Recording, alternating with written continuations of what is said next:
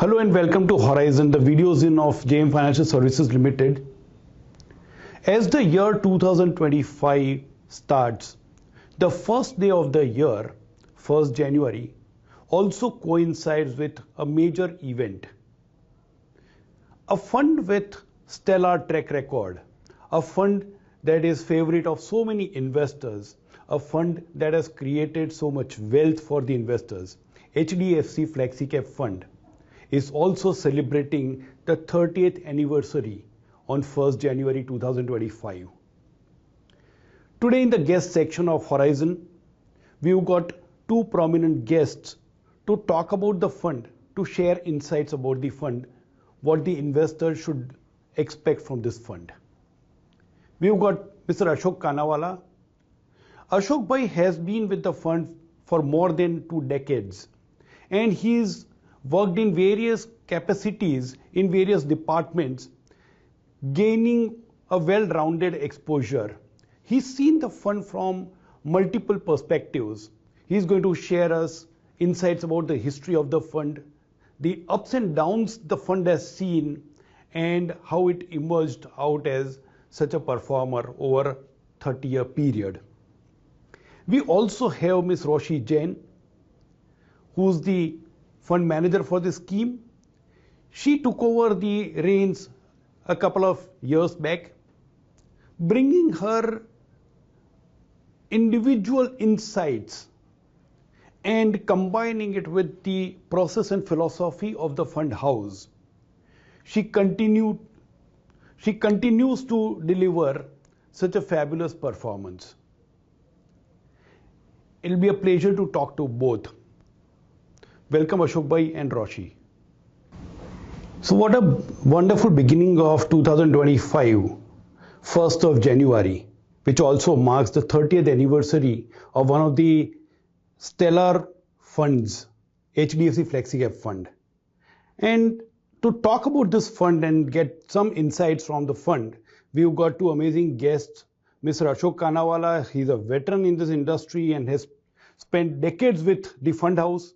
And we've got Ms. Roshi Jain, who's currently the fund manager of this fund. Welcome to you on this, Videozine Horizon of JM Financial Services. So let me start with Ashok Bhai. This fund, 30 years of stellar track record.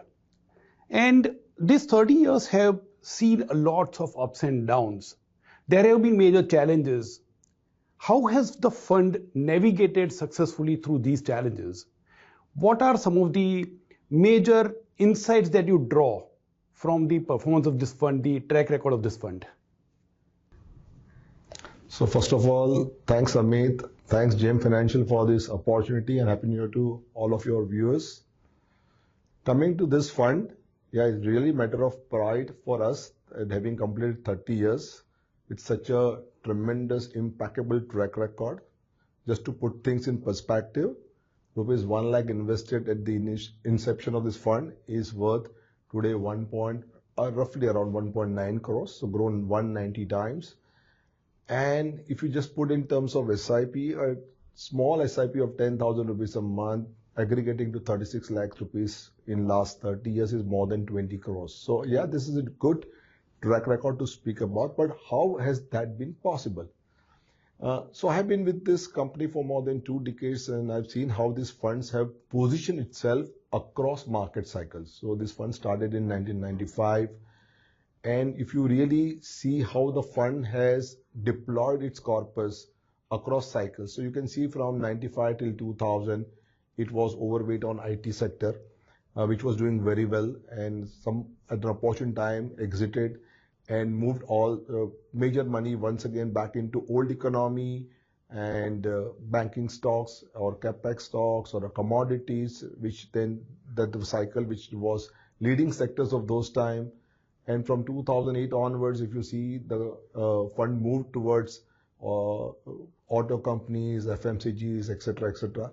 And from 2018 onwards, again, you see that it has moved to corporate banks and utilities and defense companies and so on and so forth. So across time cycles, in a very broad manner, it has constructed a portfolio or changed its portfolio in such a way to create wealth for its investors. And therefore, you can see that CAGR of this fund over last 30 years has been 19%. So I think it's more about understanding the market, the valuation cycles, and accordingly identifying sectors, and within the sectors, the stock selection.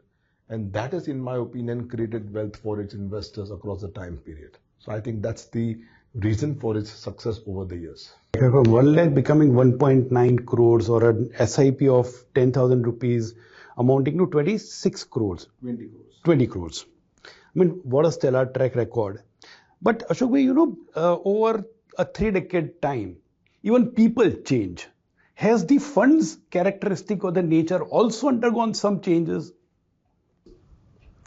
I don't think so, because the core to this fund has been its disciplined investment approach, which I'm sure Roshi will be able to throw more light on, who's been managing the fund right now. But whatever I understand, what I've seen, what I've observed is a disciplined approach of identifying companies which are strong, quality companies at a good valuations, and the portfolio effectively remaining diversified across time periods. So you don't get shock to the portfolio. So in my career spanning over 3 decades, I've seen markets correcting by 50-60% over a short period of time.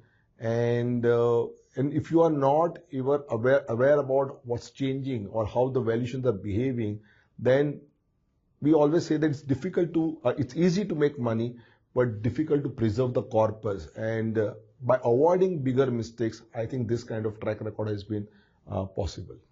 So, since we talked about change, or rather I asked a question about change, let's come to the major change that took place a couple of years back when you took over the fund.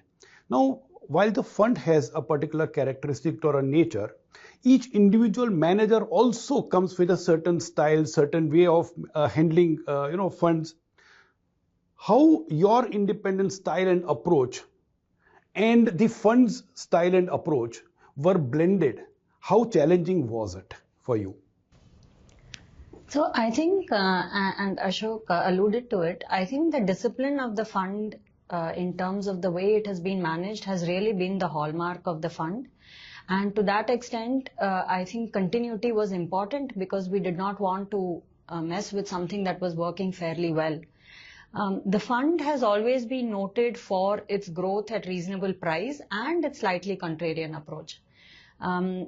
While at times being a little bit early got the fund tagged a value characteristic, because growth characteristics were not yet in sight when positioning was made. But I think as time progressed and as the catalysts unfold, it was pretty clear that the core philosophy of the fund was growth at reasonable price. And I think that's really what we want the fund to be known for.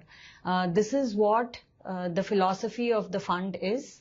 And I think, I feel quite proud to be associated with a fund that has this sort of legacy. My job has been to ensure that we continue to stick to this philosophy, which is growth at reasonable price. The follow-up question to that, and growth has at reasonable price, and you rightly pointed it out that a lot of times it's perceived to be value style, whereas you always stuck to growth at reasonable price. But given the flexi cap nature of the fund, how do you decide? Because it gives us a wider spectrum for you to play around. How do you decide the various allocations? How do you decide whether to go into large cap, mid cap, small cap, or various sectors? And of course, then more importantly, as Ashok bhai was highlighting, it's more a bottom-up kind of a strategy rather than a top-down. How do you make those decisions? So what you're asking is clearly the fundamentals of portfolio construction. The freedom that we have in Flexi Cap is that we are not bound by market cap constraints or sectoral constraints. And that gives us a fairly large landscape to paint on. It genuinely allows us to be bottom up because we don't have to restrict portfolio choices to any theme or to any particular mandate. The only mandate that we need to follow is growth at reasonable price. We need to, a stock that fits within that framework will be considered as for the portfolio. And therefore, it makes things a lot easier for us, actually, I think, because there are no other constraints that are applied. And so, whether it is sector selection, whether it is the selection between large, mid, and small, the factor that decides the inclusion or exclusion of a particular stock in the portfolio is just whether it meets the investment criteria that we have set or it doesn't. And to that extent, I think while there are other constraints such as liquidity, given the size of the fund, benchmark weight, etc., I think the underlying philosophy for inclusion of any particular stock, be it from any sector or market cap segment, is that it needs to meet our investment criteria. And if it does that, it will be part of the portfolio, else it will not. And our investment criteria is also not a very near-term, quarter-driven investment criteria. It is genuinely long-term. And when I say long-term, we are talking about a 3 to 5 year time frame. At least that's the idea with which we intend to hold a stock when we make an investment decision.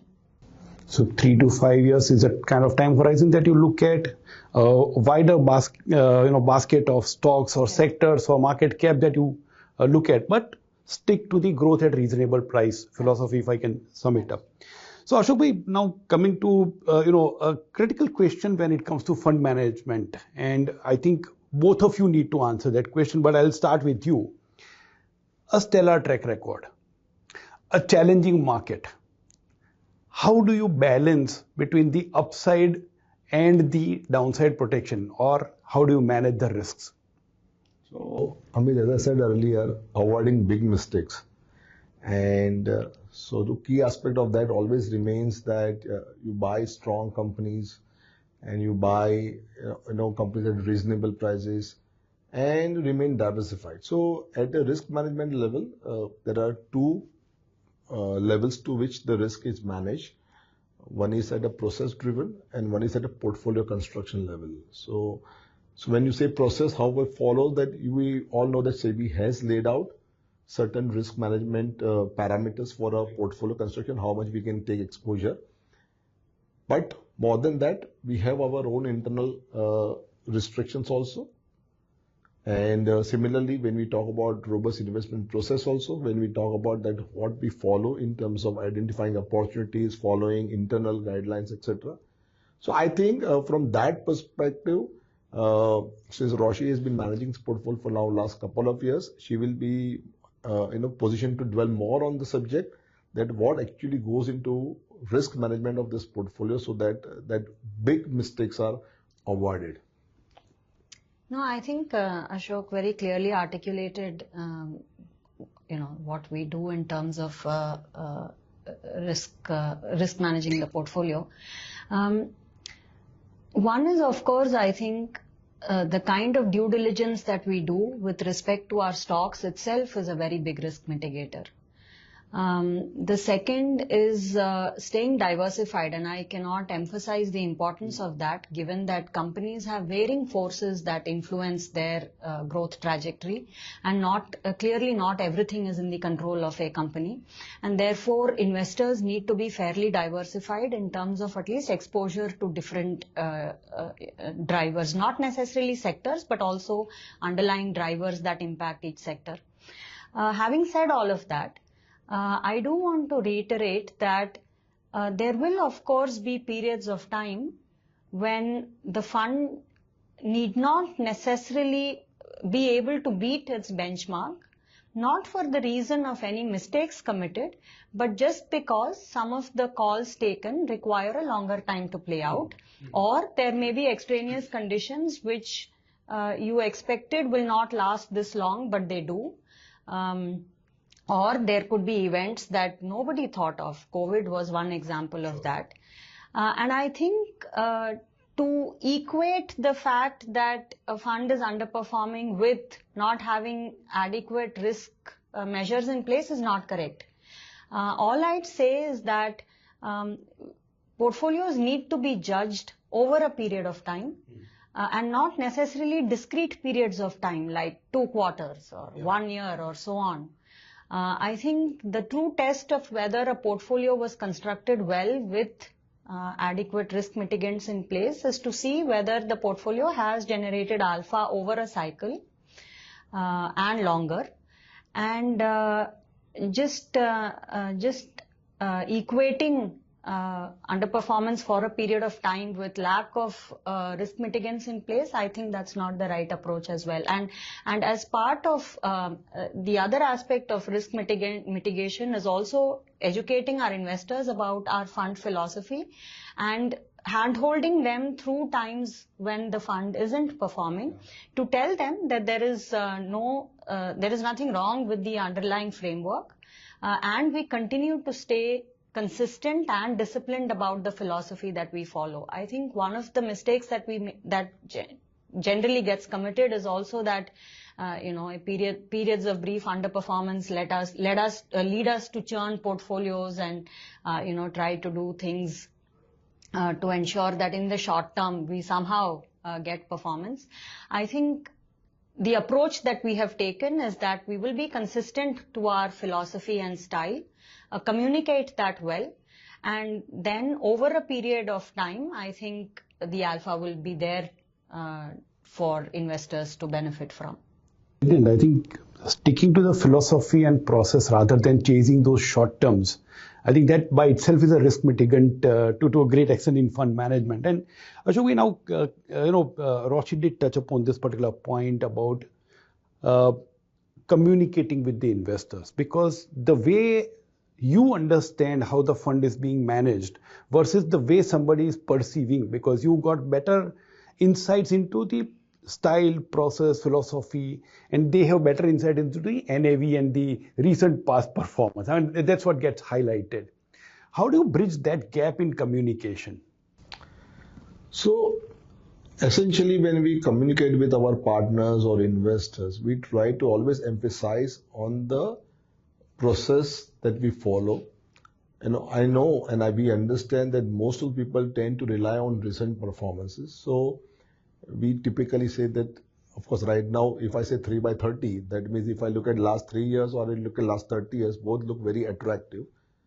But there have been times when things have been challenging for the portfolio at the fund level. And that's where we need to emphasize more on the process, that patience pays. And why I'm saying this, that when I look at rolling return for last 30 years, the fund has always delivered positive returns over a period of 5 years. But that does not mean that it has not given a period of underperformance. So there have been out of 30, 20 years of underperformance. So typically investors, partners tend to get worried during the period of underperformance. But true to its track record, those who have stayed longer and patiently have benefited from the wealth creation journey of this fund. And with this track record of 30 years, we remain more confident with the way fund's philosophy is there and how the fund has been managed, that people who will stay invested patiently over a medium to long term will stand to benefit from its core philosophy. And that's what we try to communicate to our investors and partners. Brilliant. Roshi, now when somebody is talking to a fund manager, this particular question cannot be avoided, right? I mean, so I'm not going to ask you what kind of returns to expect, but what are the risks that you foresee in the maybe mid-term to long-term rather than absolute near-term? I think the key risk that I see is a mismatch between earnings expectations and earnings delivery. The way people say it is that markets are overvalued. I think, it's about the mismatch between what one is expecting and what perhaps will be the trajectory of earnings. Now, how will that earnings delivery be impacted? Could it be because of global factors? Could it be because of geopolitics? Could it be because of domestic factors? I think it will depend on each sector and each stock. But in general, I would think that The risk for markets or at a stock level is really about the mismatch between earnings expectations and the actual earnings delivery. Okay. Any macroeconomic factors, geopolitical, you're not worried about that. No, You're eventually looking at the... So like I said, all of them will play a part in ensuring or in the resultant is that the earnings trajectory may be different from earnings expectations. Now, for some sector, geopolitics will play a bigger part. For some sectors, domestic factors or policy-related issues could play a bigger part. So, at a market level, of course, each of these will play a part. But I think that we need to evaluate whether each of those factors, how each of those factors impact particular stock sectors instead of generalizing the whole thing. But broadly, I'd say that for us at least, it's this mismatch that we are focused on and ensuring that we invest in stocks where that mismatch is not very wide. Wonderful. And that eventually leads to growth at a reasonable price. Yes. Yeah. So Ashok, a related question to what Roshi just mentioned, because when you talk to people or listen to or read media, there are more talks about the macro events and more generalization, whereas Roshi is focused more on the individual companies and looking at the earnings and how those macro also impact the individual stocks. Now, in such a case, what should the investor expect? How should the investor evaluate and how should the investor behave? So as I said, Amit, earlier also that when we look at the track record of the fund, on a rolling basis for last 30 years, on a 5-year basis, it has never delivered negative returns. Of course, past cannot be forecasted for future, sure, but having done consistently for last 30 years, it itself is a bigger achievement. And there have been period of underperformance. As I said, 20 have been period of outperformance, 10 have been period of underperformance. So 2/3 times it has outperformed. But the period of outperformance has wonderfully overshadowed the period of underperformance in generating alpha or a high CAGR for its investors. So the message is very loud and clear that you need to be patient where this fund is concerned. So what are the ingredients that you need to follow? What are your essentials to be part of this fund? A, you need to believe in India story, first of all, because it's like a domestic oriented equity fund. So, and all investments are in India. So you believe in India story, you believe in power of compounding, and you come with the right attribute of having patience, because there have been investors who are there with this fund for last 30 years also, and they've actually benefited from the power of compounding. As I said, 1 lakh has become 1.9 crores. And there have been investors who tend to move around with the movement in the performance, etc., and actually have lost out on the power of compounding. So, idea here is very simple. Understand this fund, understand its philosophy, and remain patiently invested from a medium to long-term perspective. And if India continues to grow, then this fund also should be able to deliver a decent return for its investors. Wonderful. Now the last two questions, and I'm combining both the questions together for you. Number one, a lot of changes have happened in the recent past on the artificial intelligence, machine learning, large language models. On the other side, there's a lot of discussion, and SEBI is also quite active on the ESG norms. So how do you combine the two in your fund management philosophy? And the second question is, who's the ideal investor that you would want in your fund? Sure. So maybe let me start with the ideal investor for the fund, and Ashok described the characteristics quite well. Those who believe in our philosophy and who believe in the power of compounding. The fund has grown significantly in size, so I do believe that we have a lot of like-minded investors out there, and a lot of them have benefited from staying put over a long period of time as well. And so thank you to all of those investors, and we'd like to invite more basis the track record of whatever we've set out. In terms of these the role of technology as well as ESG, etc., I think that all of this genuinely needs to be done not from a tick box perspective, but has to be internalized by companies if they want sustainable growth. When we talk about growth at reasonable price, we are not talking about growth for a quarter or two. We are talking about sustainable growth because I had mentioned earlier, we are looking at least a 3 to 5 year outlook for our companies, even longer. And unless companies up their game in terms of technology adoption, in terms of ESG as well, if you're not going to be environmentally conscious, it's unlikely that your earnings are going to be sustainable beyond a period of time. So while they may appear to be tick box approaches, have you checked this or have you checked that? I think we need to, or at least we try in our framework to internalize all of this such that our thought process itself moves in the direction of ensuring that we've captured all these elements before we come to a conclusion of whether, this company has attributes for sustainable growth or not. Wonderful.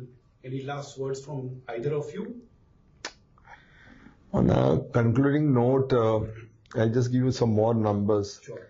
Last 1 year return of this fund has been around 23-24%. And it's a large cap oriented fund. I think more than 80% into large caps. Whereas Nifty 50 return has been around 10%. And the stellar performances come from mid cap and small cap segment, which is also delivering similar returns. So while remaining in large caps, it has delivered returns which are similar to or akin to mid and small caps. So stock selection also plays a very important role. And that's what Roshi's contribution to this fund is all about. Having said that, let's not extrapolate the past into future, because last 3-4 years since the COVID, the markets have run up very significantly. Returns have been stellar.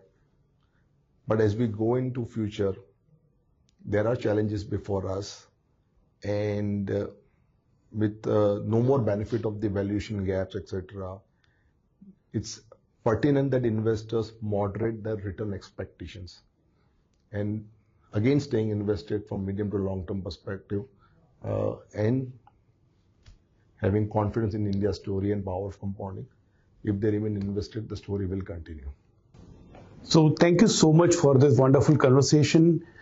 30 years is a phenomenally good period to look at the power of compounding at play.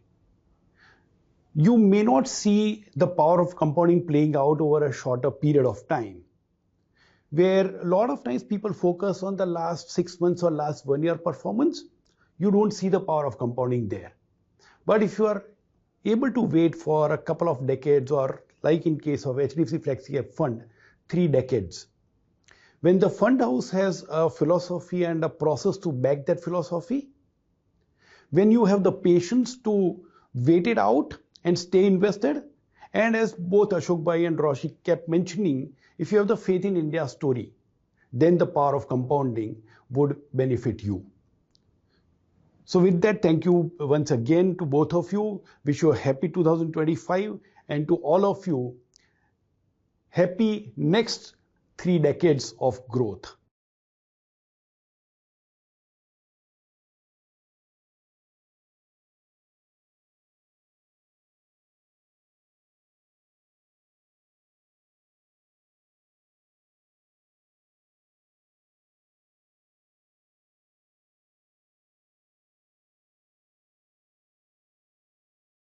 Mutual fund investments are subject to market risks. Read all scheme-related documents carefully.